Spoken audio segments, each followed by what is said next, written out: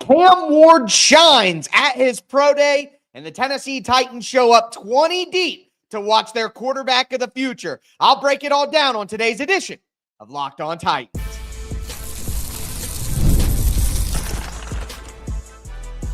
You are Locked On Titans, your daily Tennessee Titans podcast, part of the Locked On Podcast Network, your team every day.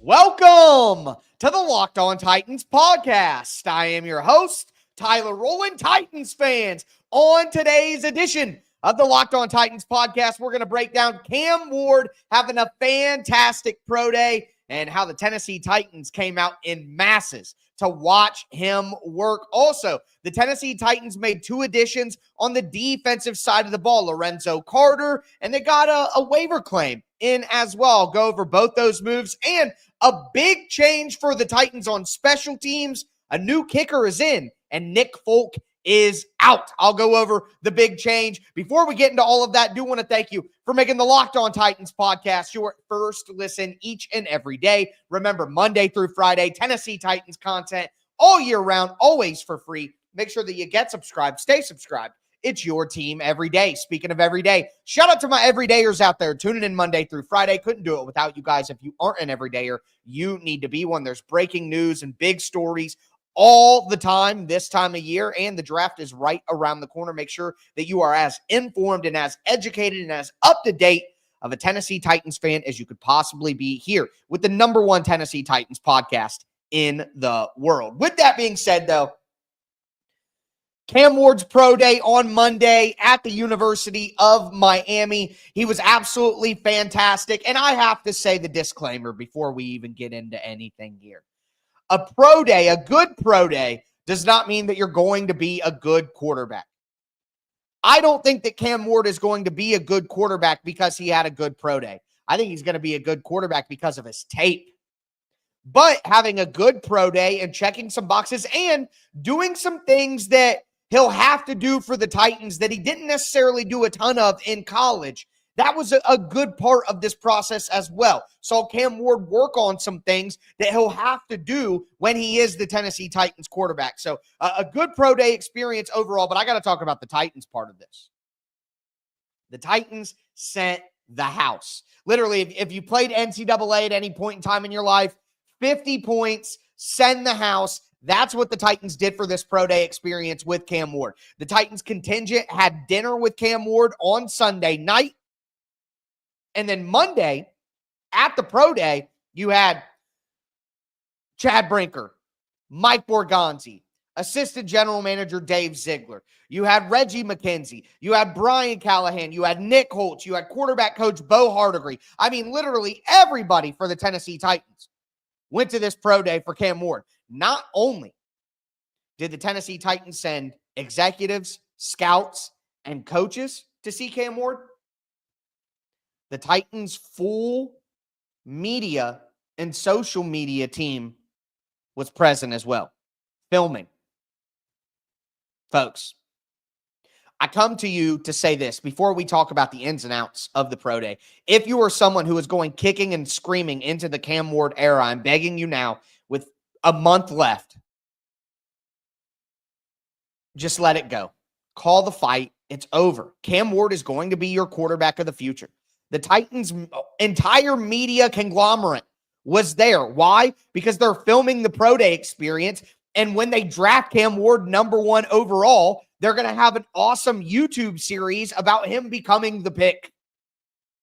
That's why the Titans' entire media, not just the coaches, scouts, and executives, went.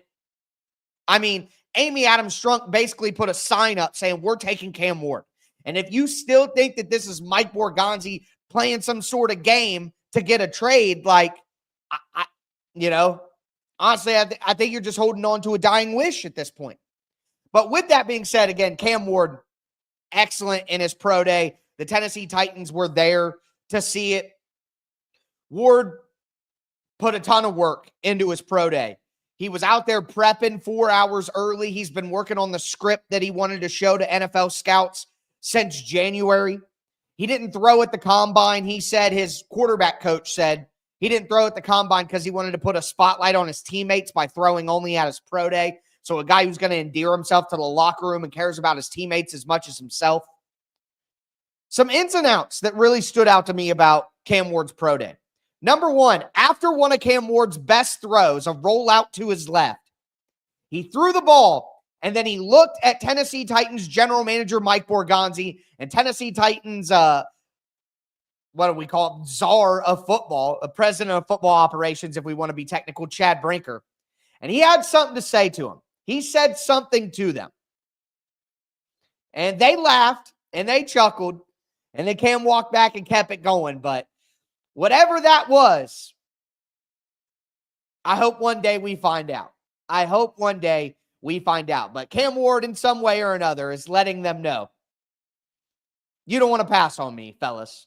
You don't want to pass on me, and I don't think they will.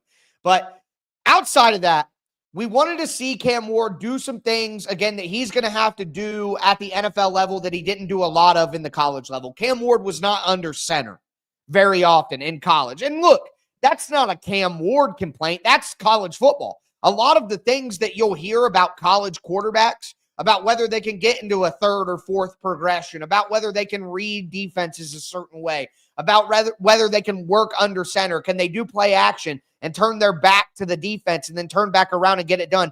Things that you have to do at the NFL level that you weren't really asked to do at the college level. Can Cam Ward do those? Well, he was able to work under center.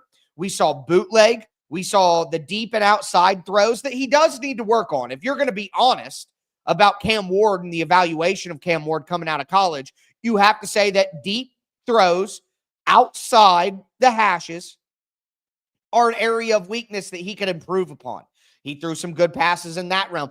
Incredible on posts and corners. Some of the corner routes that he threw, and then, of course, the double move where he's rolling to his left and Restrepo runs the double move down the left-hand sideline, and Cam Ward throws a 60-yard dot across his body. Again, a pro day throwing against air does not qualify you as the first overall pick. The tape qualifies you as the first overall pick.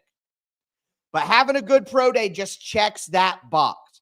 And everything we saw from Cam Ward, lefty rollout, out and up, corner route, deep and outside, bootleg, under center, RPOs. He was throwing the ball with such velocity. Again, arm strength isn't just how far you can throw the football. Arm strength is the velocity at which you throw the football, because getting the ball inside the tighter windows at the NFL level will require a certain level of velocity that is necessary. Remember, Brian Callahan said there is a threshold on arm strength that you need at the NFL level, and that's just not distance, that's velocity. So keep that in mind.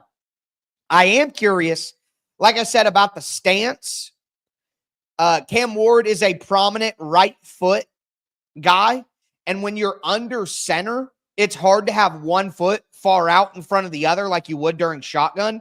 So will the Titans adjust that stance at all? Will they move that right foot back to center a little bit when he's under center? I'll be interested. That's just a nerdy thing that, us diehards are going to be paying attention to going forward, is Cam Ward's stance and his feet and all that. Very interested. But again, the pro day doesn't make you the first overall pick, but I think it can check a good box. And I think it checked a good box for Cam Ward. He operated perfectly. He added in some things that you wanted to see growth-wise, and the Titans clearly sent the house to see Cam Ward, proving again that I think called the fight. Cam Ward is the number one pick. But the Titans made some moves on the defensive side of the ball recently. I'm going to go over that news with you guys right now. Do want to let you know, though, that today's episode is brought to you by FanDuel Sportsbook. March Madness is here, baby, and FanDuel is giving you a chance to get in on the action like never before. Right now, new customers can get $200 in bonus bets when your first $5 bet wins. That's 200 extra bucks to use on everything from buzzer beaters to Cinderella stories, even who's going to cut down the nets. Look, I've been telling you guys since last week, I've been on the favorites, and I got to tell you, it's been a winner, and I can be on those favorites with spreads, totals, game props. I can stay in the action all tournament long because FanDuel lets you bet on anything every day of the tournament. The FanDuel app is simple to use, and when I win, I get paid instantly, no waiting around. So make sure that you visit FanDuel.com and get in on the college hoops action all tournament long. Once again, make sure you go to FanDuel.com.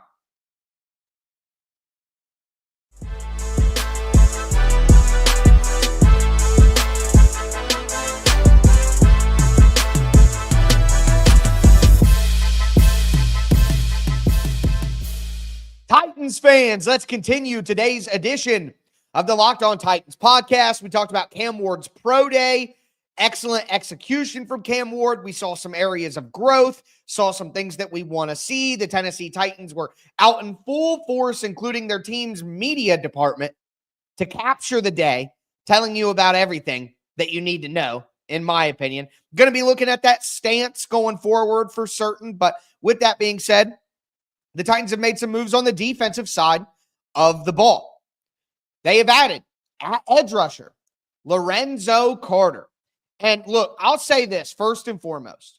We can talk about Lorenzo Carter as a player, but I think what is more important for Tennessee Titans fans to recognize about the Lorenzo Carter signing and the Draymond Jones signing is that the Tennessee Titans are fundamentally shifting what they are looking for at the edge rusher position. Now, maybe this is something that they were looking for last year, but because of the situation they were in with Harold Landry's contract and where they were with Arden Key, they just decided to stay where they were at and see what they could do. But I think that we're seeing a true fundamental shift, or at minimum, vision clarity for what the Tennessee Titans want from their edge rusher position. So they go out and get Lorenzo Carter. Lorenzo Carter is a 7-year veteran. He's played 96 games in his career. He's played at least 13 games in 4 straight seasons, continuing the theme of durability for the Titans. 278 tackles, only 21 and a half sacks in 7 seasons. He had 0 sacks. Last year for the Falcons, he had 3 sacks. In 2023, he had 4 sacks. In 2022, he's had 35 tackles for loss. Lorenzo Carter is a pretty good run defender. He is not a good pass rusher. That is just the reality. He's a rotational player. He's not a high-level starter, but he can be an early down player for you who can use his massive frame, 6'5", 264 pounds, to set the edge. That is what I want to focus on here. So, when you see the Titans go out in free agency and they get Draymond Jones, who's like 260, 270 pounds, 6'3", and then they follow that up with getting Lorenzo Carter at 6'5", 260 pounds. These are way bigger edge rushers than what the Tennessee Titans have had previously. Harold Landry is 6'2". He's an undersized edge rusher. Now, Arden Key is skinny. He's only about 240 pounds, but Arden Key is 6'5" with great length. So I think what we're seeing from the Tennessee Titans here is they want big physical edge rushers. So when you use that information to go into the NFL draft, that's why on yesterday's show, when I did my 7-round mock draft, if you missed my 7-round mock draft from yesterday, go check that out. I trade back in the 2nd round. I take Cam Ward. But in the 5th round, I took Savion Jones out of LSU. Why would I do that? He's 6'5".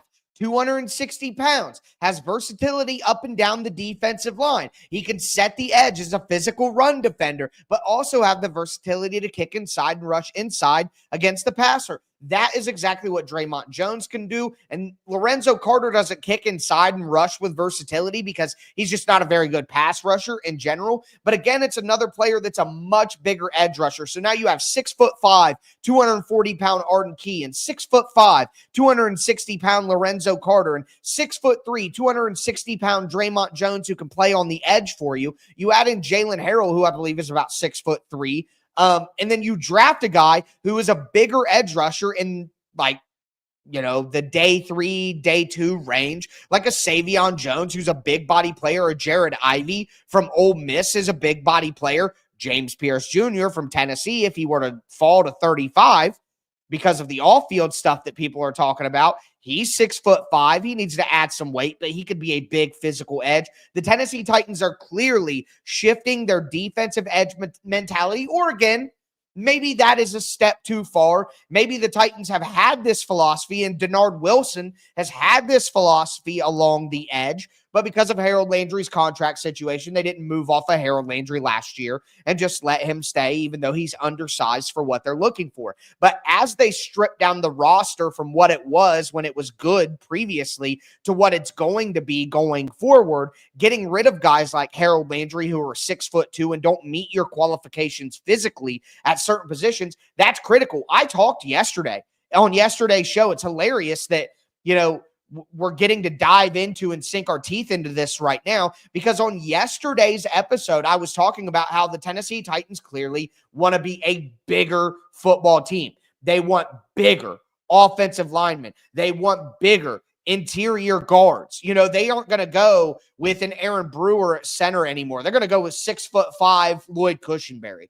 They're going to go with a big-bodied, heavy guy like Kevin Zeitler. They're going to move J.C. Latham to right tackle at 6'5", 340 pounds. They want a Dan Moore who's 6'5" with great length. You know what I mean? So that's why in the draft that I did yesterday as well, I went with Wyatt Millum, the former offensive tackle, who's 6'6", 313 pounds out of West Virginia, who's probably going to move along into the interior because he's got 32.5-inch arms.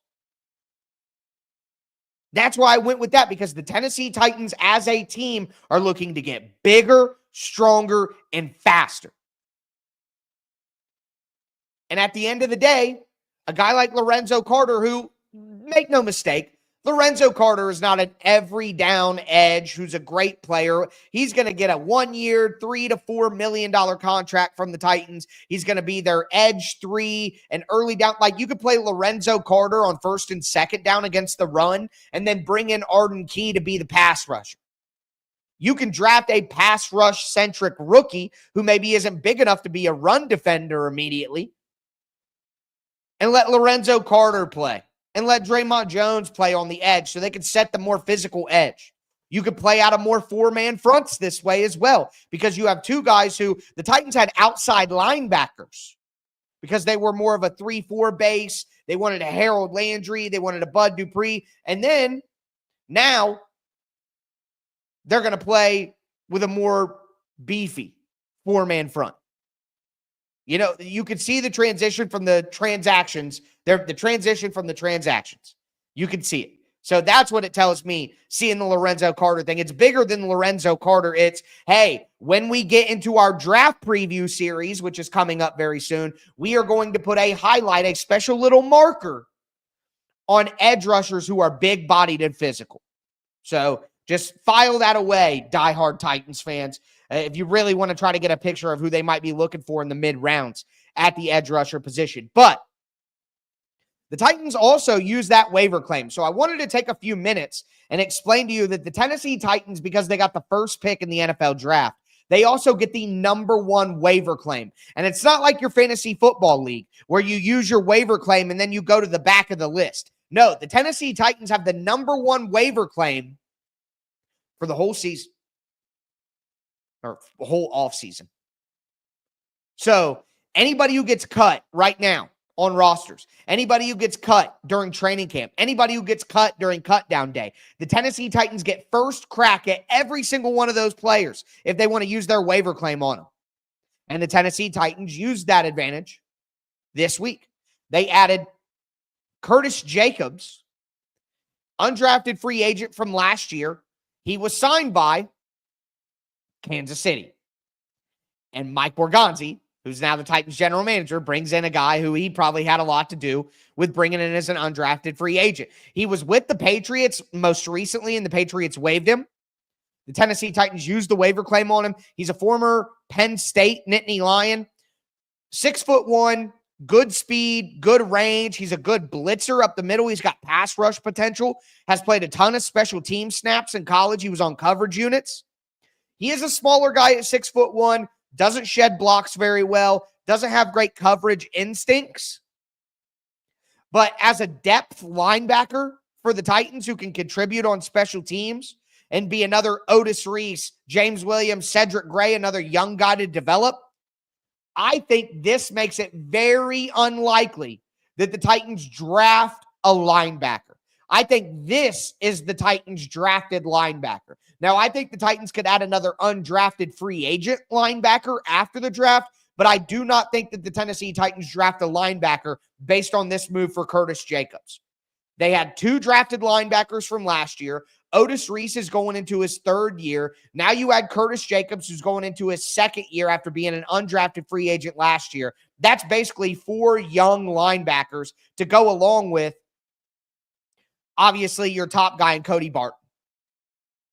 So I just don't think the Titans need to spend a draft pick at linebacker. If you want more depth and more young competition, get an undrafted free agent. It's not a great linebacker group anyway. But with that being said, the Tennessee Titans made a massive special teams change. A massive special teams change on Monday. And I'm going to tell you exactly what happened. They kicked Nick Folk to the curb.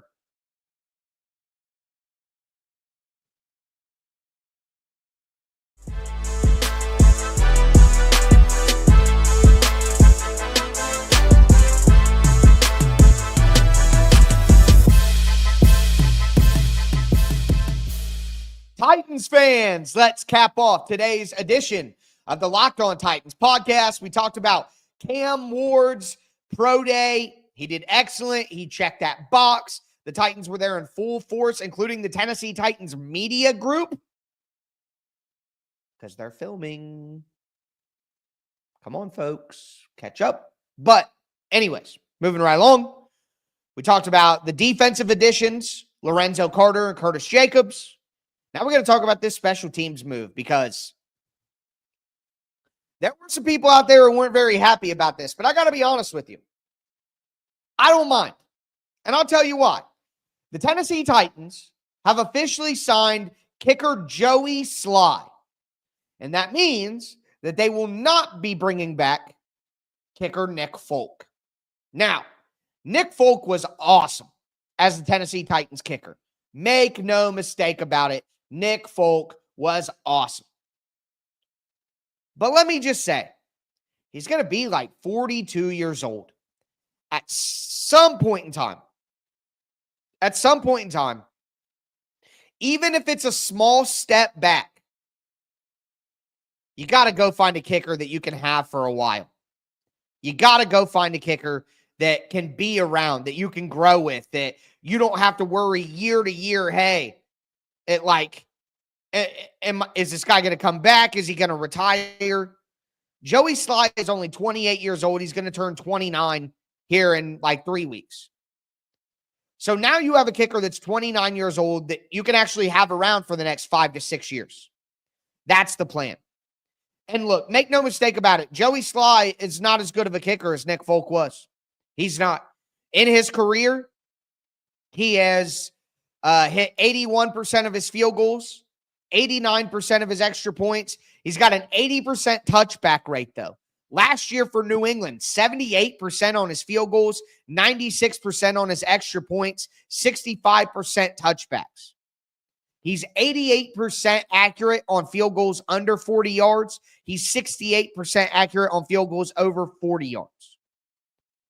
Or did I say under 60 yards? That's under 40 and over 40, 88 and 68% respectively. Anyways, it's been a long day. Joey Slye is not as accurate as Nick Folk. There's no question about it. But he's younger, and also he has a much bigger leg. Joey Slye has made multiple 60-yard field goals in the past few seasons. He made a 63-yarder last year for the Patriots. He made a 61-yarder the year before that. And if you remember, Joey Slye made the kick to win the Patriots the game at the end of the season and give the Tennessee Titans the #1 overall pick, which they're now going to use on their franchise quarterback. And now, after helping the Tennessee Titans secure their franchise quarterback, Joey Slye is going to come to the Titans and reap the benefits of Cam Ward's offense, putting him in position to score points. How fun, right? Just how fun is that? But anyway, the moral of the story here is the Tennessee Titans are trading the accuracy and instability of having Nick Folk, and I just mean contract-wise and status-wise year to year, for the potential stability of a 29-year-old kicker and the powerful leg that gives you the opportunity to hit 60-yard field goals. That's just a totally different avenue to be able to score points. Now, credit to Nick Folk. Last year, he went 6 for 6 on his 50-yard field goals. Hit a 56-yarder. Like, he was incredible. Make no mistake about it.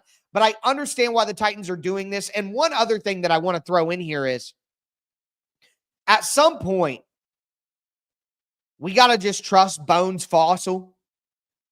John Fossil, the Titans' new special teams coach, is considered a special teams guru in the way that Bill Callahan is an offensive line guru. And at some point, if Bones Fossil is saying, hey, I want to trade an accurate kicker who's older for a younger kicker with a ton of power who isn't as accurate, then we kind of just got to follow him on this one. I got a tail. Also, I find it interesting, and I really do apologize. Someone said this to me on Twitter. I forget who you are. I'm sorry, but great observation. It is interesting that what the Tennessee Titans have done on special teams is they have gone from a power punter who's young to an accuracy punter who's old. And they've gone from an accuracy kicker who's old to a power kicker who's younger. They flipped philosophies at kicker and at punter. Old to young, power to accurate. I find that very, very interesting. So, it's a bold strategy, Cotton. We'll see how it works out for him.